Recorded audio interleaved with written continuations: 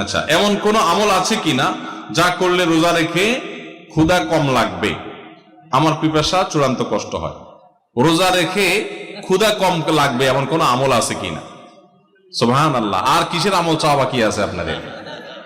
দেখেন ভাই, আমল একটা আছে অবশ্য। আমল হলো, যে আমল করলে রোজা রাখলে আপনার ক্ষুধা কম লাগবে, সেটা হলো ঘুমের আমল। কিসের আমল? ঘুমের আমল।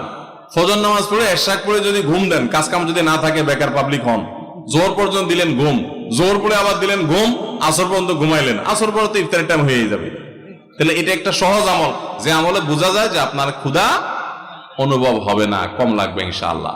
এখন যদি এত পেট পাগল হন যে হুজুর ক্ষুধা চড়ে তো ঘুমিয়ে আসবে না, তাহলে আর কোনো ঔষধ নাই। ভাইরা আমার, আমরা চাই কি জানেন? আমরা চাই হলো আল্লাহ দুনিয়াতেও আমার দিবা টয়টম্বর, আখেরাতেও টয়টম্বর দিব। আমি কোনো কষ্ট করতে রাজি না, আমি কোনো গুনাহ থেকে বাঁচতে রাজি না, আমি জান্নাতও চাই, আমি সবই চাই।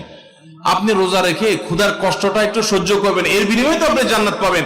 এখন আপনি চান না রোজা ক্ষুধার কষ্ট আমি সহ্য করব না, আবার জান্নাতও আমি চাবো। কেমন কথা ভাই? সামান্য একটু ক্ষুধার কষ্ট আপনি সহ্য করতে রাজি না।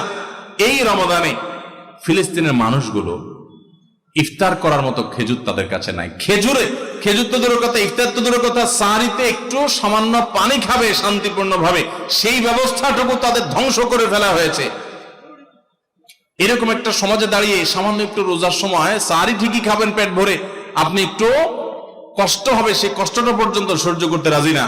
আপনি কোন মুখে আল্লাহর কাছে জান্নাত আশা করবেন, দাবি করবেন? অনন্ত অসীমকালের সুখের ঠিকানা এই দুনিয়ার সমান 10 দুনিয়া কমপক্ষে, এর বেশি হতে পারে, এরকম জান্নাত আল্লাহর কাছে আপনি ডিমান্ড করবেন, দোয়া করবেন, চাইবেন কোন মুখে? যে রোজার কষ্টটা আপনি সহ্য করতে রাজি না।